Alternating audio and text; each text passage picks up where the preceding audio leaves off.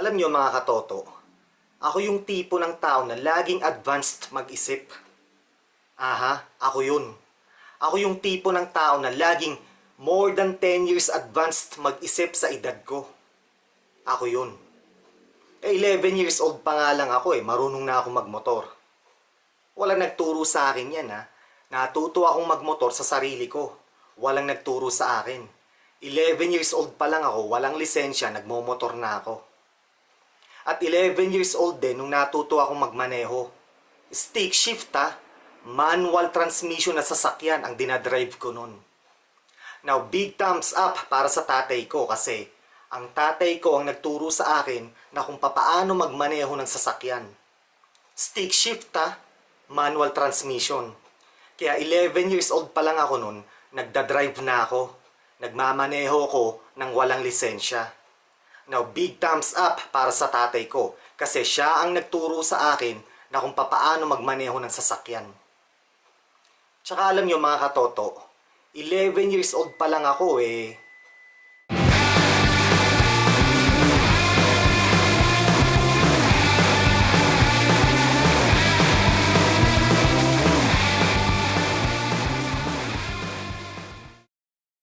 Ganyan ako kalupit, mga katoto. Ganyan ako katinik. Oo. 11 years old pa lang ako para na akong nasa early 20s kung mag-isip. Ngayon, sa edad kong 25 years old, pinag-iisipan ko na, pinagplanuhan ko na ang retirement.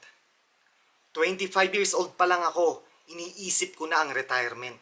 Kaya 25 years old pa lang ako, nagplano na ako para sa aking retirement at the age of 40. Aha, pinlano ko noon na 40 years old kailangan retired na ako.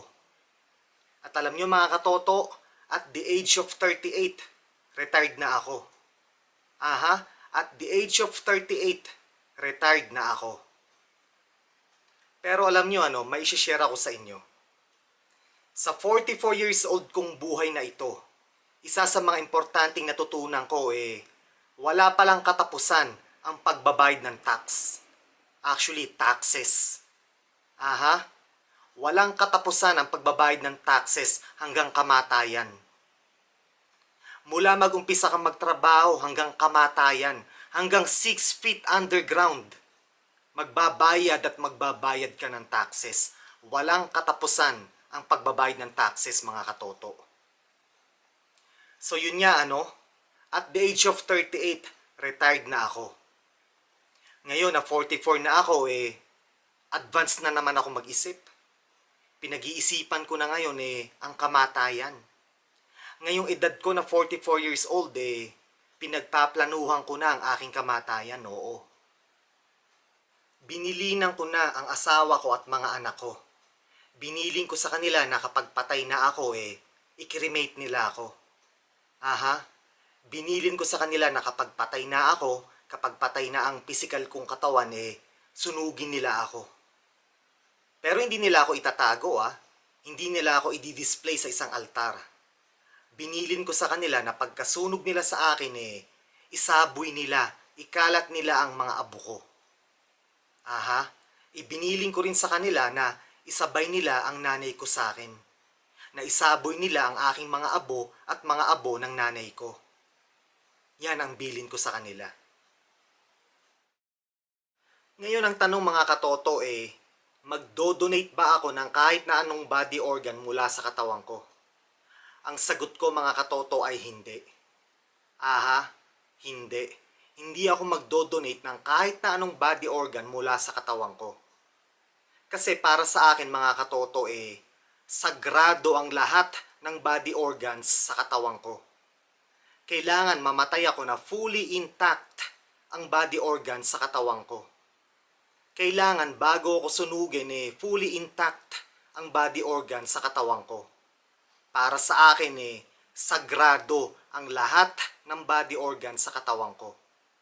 Yan ang opinion ko mga katoto Yan ang insight/perception ko. Kaya hindi ako magdo-donate ng kahit na anong body organ mula sa katawan ko, mga katoto.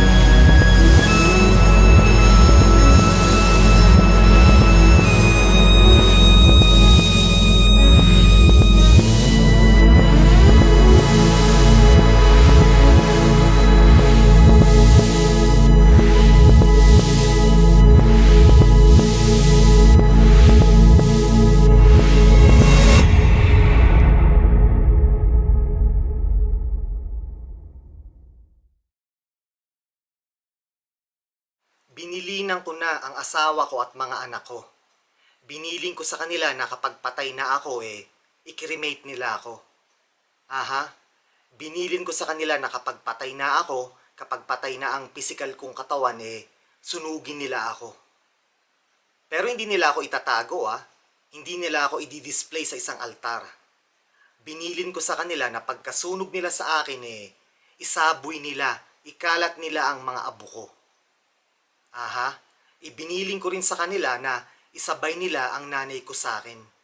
Na isaboy nila ang aking mga abo at mga abo ng nanay ko. Yan ang bilin ko sa kanila.